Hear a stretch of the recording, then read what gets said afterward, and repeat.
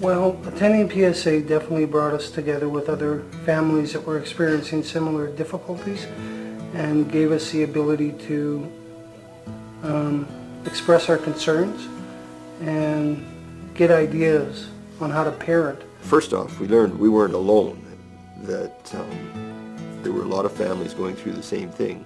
And whether misery loves company or what, but it's comforting because when you go to Safeway and you meet somebody, it's hard when somebody says, oh, my kid is the captain of the basketball team and he's got a scholarship and yada, yada, yada.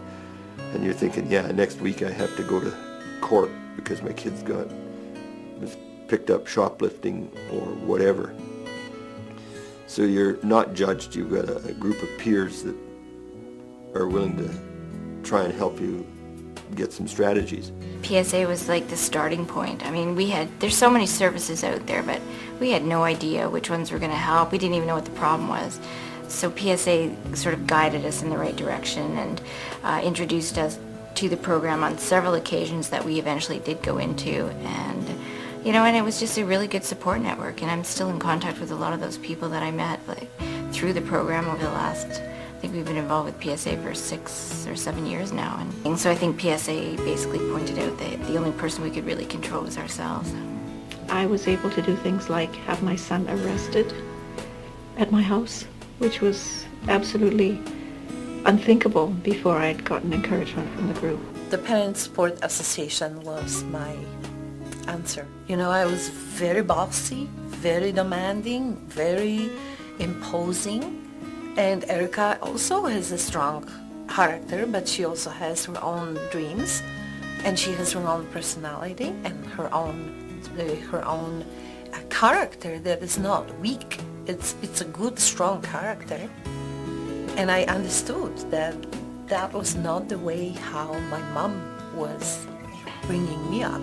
You can't control. You have to let go of the kid and start letting him face more consequences and make more decisions on his own. And that was something that we learned.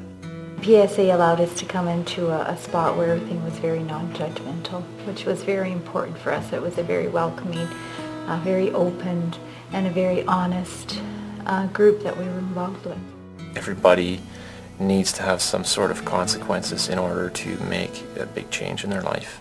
And I've seen that time and time again in my own life, and she was able to, enforce some of those rules and initiate some big consequences in my life that forced me to start looking at myself. She definitely eased off a little bit, which gave me room to kind of grow, and I guess I became more comfortable just being at home and not always feeling like I have to be out of the house, which is nice because, wanting to spend time at home's a good thing, I guess. Pretty quick after they started going to PSA, I noticed completely different people. They were a little bit more laid back, not quite as into making me do what they necessarily wanted me to do right at that moment. I think PSA was an amazing support system for them. The approach of allowing me to sort of do my own thing and suffer the consequences kind of came into it. I didn't have them bailing me out quite so often, and then that sort of impacted me to realize that at that point the things I was doing were going to have impact on my life. It wasn't a theoretical situation anymore. I mean, it's way better than it was. Much better than, in the last year we've had lots of changes. I mean, PSA helped guide us to another treatment program, and the boys both, two of our sons went into that program, and I mean, we actually have a family again, that's basically functioning. And yeah, there's still difficulties, but it's not nearly the way it was. It was much better, and we actually do talk every now and again. We don't have as many screaming matches, and I think that I've learned to not overreact to a lot of things, which is what I used to do. We become a closer family, and we provide each other love and support.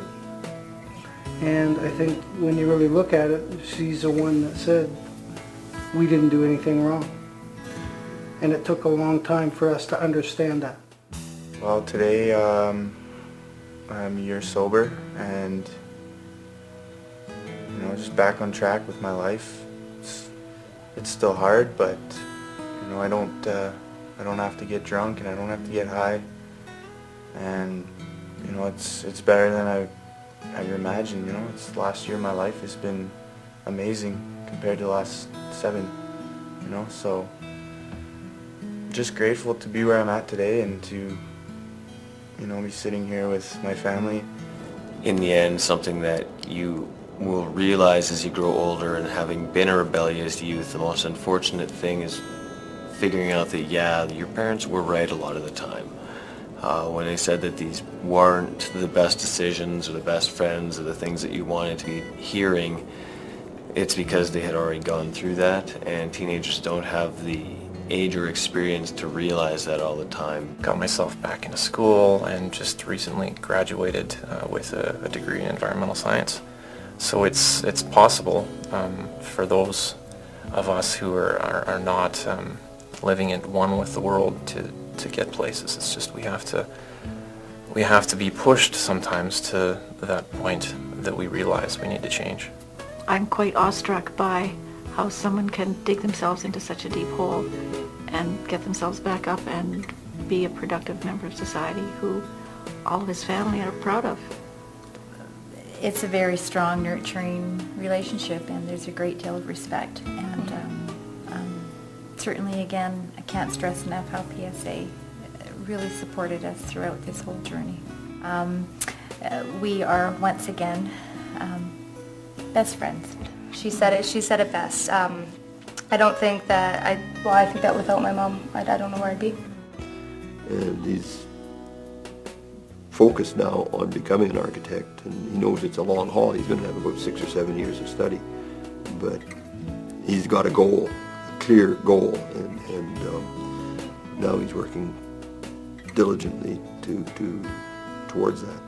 We go away actually like every weekend now. Like we've gone to Waterton Park, we've gone to Canmore to visit family. Like I actually really enjoy spending part of my weekend with my mom. It's nice because it's not stressful.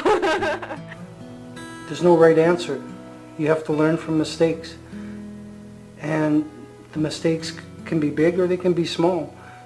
But as a team and as a family, we have to work through. That's the important part.